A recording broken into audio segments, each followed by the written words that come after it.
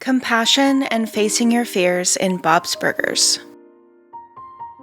We all have things we're not proud to share with the world, either because we are afraid of it or because of the social consequences associated with the outcome. Giving public speeches, bungee jumping, a fear of water, or even a fear of using the public restroom. Bob's Burgers has done a really great job digging into some of the ways that we can be afraid of something, while simultaneously teaching the younger characters that it's okay to be fearful of something, but eventually we all need to confront those fears and learn to move forward. In this video, I'll be talking about the newest episode of Bob's Burgers and how Bob teaches Louise the value of facing our fears, but also how easy it is to displace our own phobias onto other people. Welcome to the Chronicles of Bob. If you're new to my channel, thank you for giving me a chance. This channel is dedicated to my theories, ideas, and takes on my favorite television show.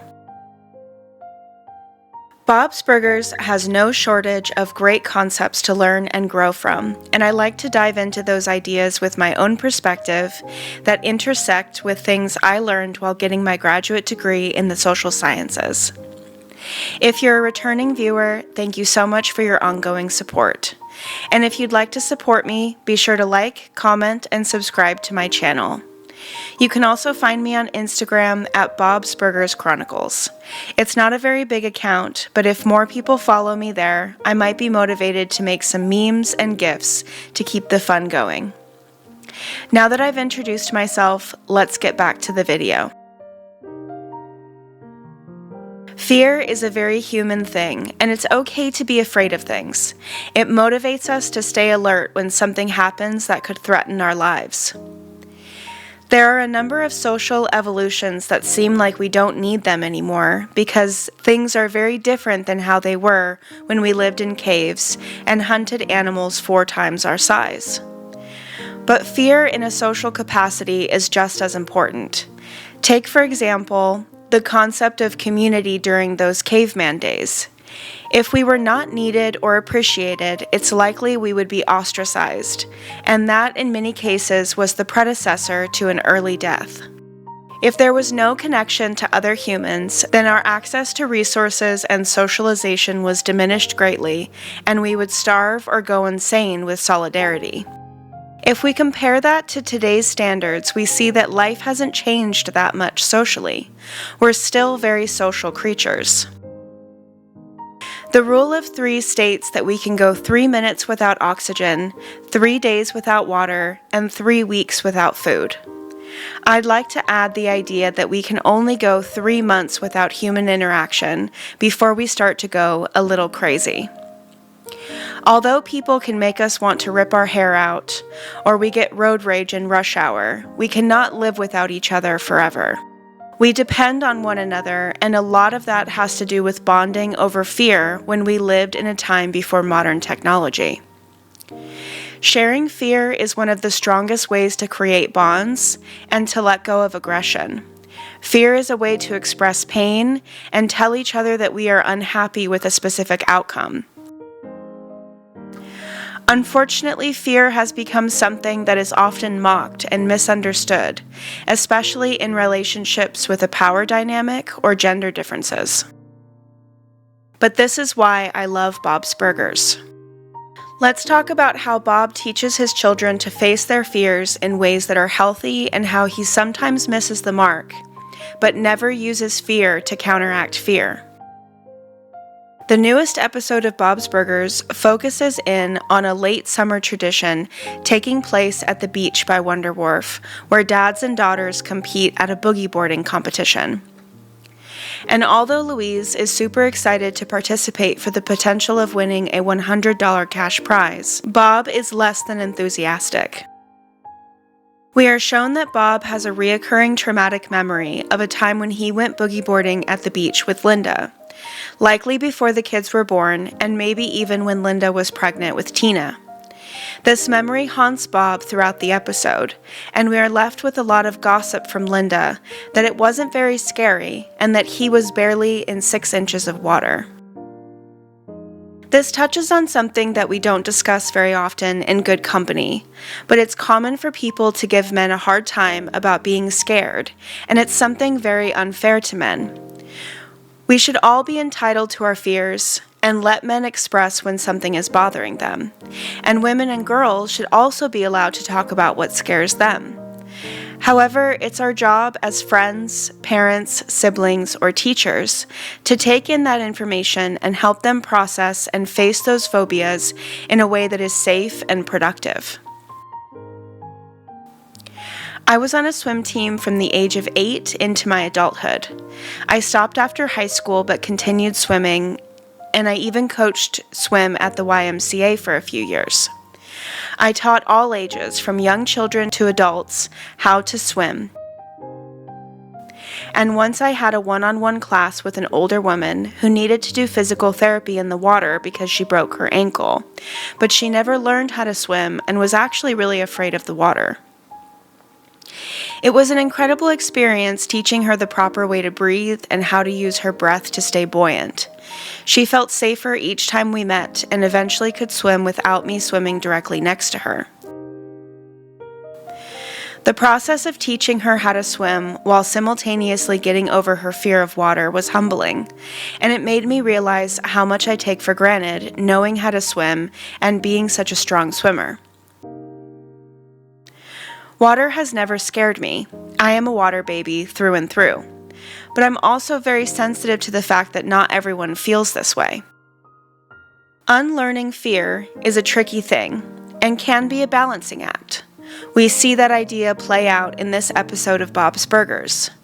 Linda and Louise both pester Bob, and he gets tired of trying to dismiss the fear, and so he blurts it out while he and Louise are wading in the ocean. Suddenly, Louise starts to get afraid because Bob overshares and shows Louise just how scary the ocean can be. He soon realizes that this was not the right way to teach Louise, and after she has a tumble in the waves, she wants to call it quits. The truth of the matter is that sharing trauma is something that must happen at the right place and the right time. You can't tell someone who's about to go bungee jumping the statistics of how often the cord breaks just before they jump off the platform. That's something you want to tell them weeks before so they can mentally prepare and take that risk with an educated mindset, taking into consideration time, location, the company they're using, and so on.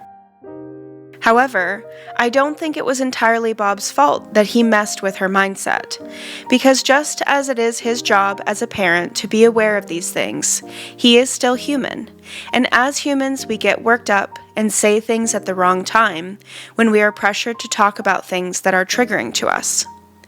He told Linda and Louise many times that he wasn't interested in talking about this, and they poked him until he cracked. This is called trauma dumping, and it can be a projection or something that is blurted out when someone is pressured by others who are curious and lacking in humility. Louise is just a child in this situation, so I don't fault her for being curious, but we can learn from her mistake and recognize that when someone tells you they don't want to talk about something frightening, it's our opportunity to let them come to us with that information when they're ready, so we don't traumatize each other. Bob realized that he didn't teach Louise how to confront her fears properly, and when they started walking away from the competition, he was reminded that before he fell in the water and got scared, he was having a really fun time boogie boarding.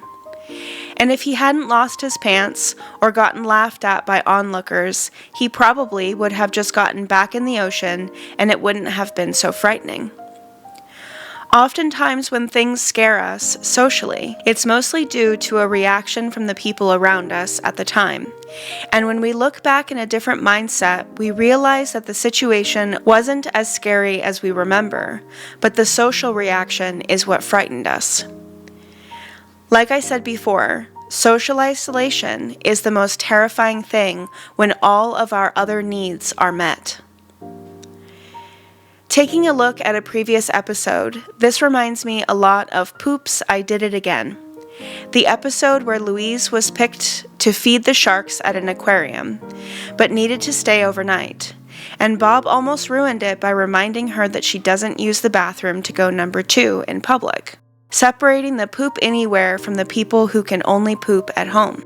Just before Louise gave up, dressed in a pickle costume, Bob goes to the aquarium to take her home, but then reminds Louise that life is not defined by the things we miss out on, but the risks we take to have great experiences. Although Bob has a lot of things he's afraid of, he tries really hard to help his children be braver and stronger than he is. I love this about Bob.